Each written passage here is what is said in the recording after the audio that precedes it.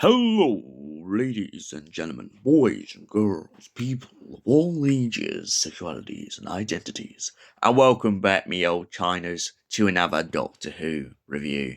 And today's Doctor Who review is none other than Genesis of the Cybermen.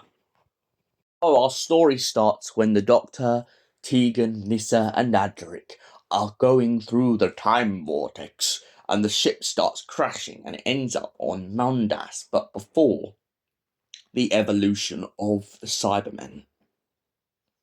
Turns out that Mondas is quite a very happy planet, but their king is dying and they're looking for a solution. There are two brothers squabbling. One is destined to be king, and other is a loose wreck of a scientist. Between them two, there is a beautiful lady. Well, of course there is. And she is madly in love with the prince.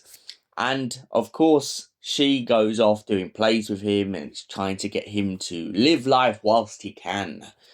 But suddenly, when the strangers arrive, he has no reason to stay. And so he wants to know whether he is right to be the ruler of Mondas. And he asks the doctor to let him see the future. But the doctor refuses, knowing what Mondas shall become.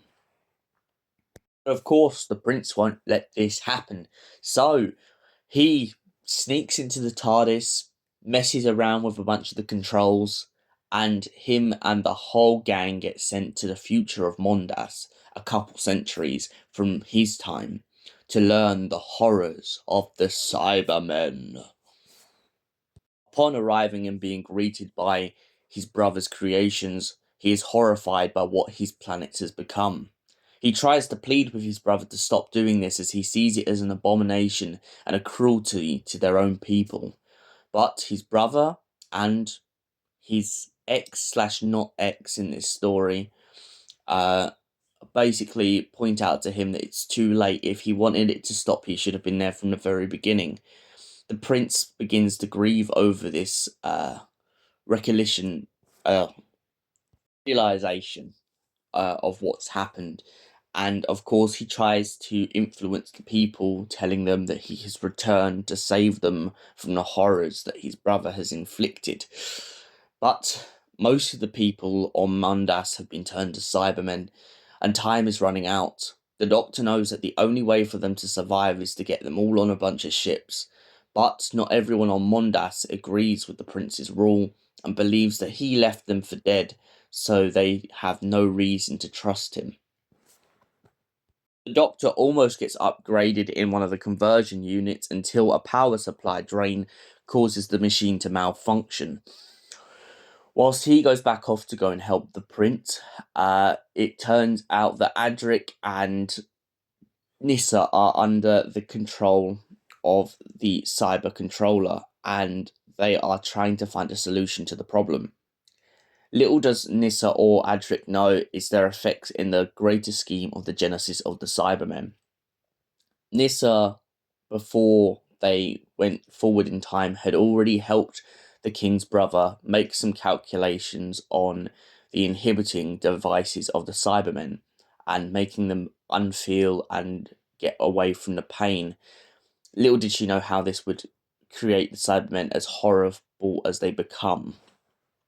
Adric's mistake in this is the fact that to save Nyssa from being converted into a Cyberman, he has to make some calculations on how they can rotate Mondas towards Earth. Little does he know that this will also play into the effects of the history of the Cybermen, causing the first Doctor to have to come into the encounter with the Mondasian Cybermen in the 1980s. Upon realizing what they've done, the Doctor begins to become more horrified, but knowing that he can't blame it all on them, he helps Nyssa escape by using his cricket ball and smashing up one of the conversion units. The beloved wife turns against the creator of the Cybermen and tries to help her prince save her people from Mondas. Sadly, in this case though, by trying to save them, when they get to the ship, she has to sacrifice herself, knowing full well that there is no escape from the terrors of the Cybermen, and that the only way is to hope that her prince will get off world and survive in the stone ages of the human race.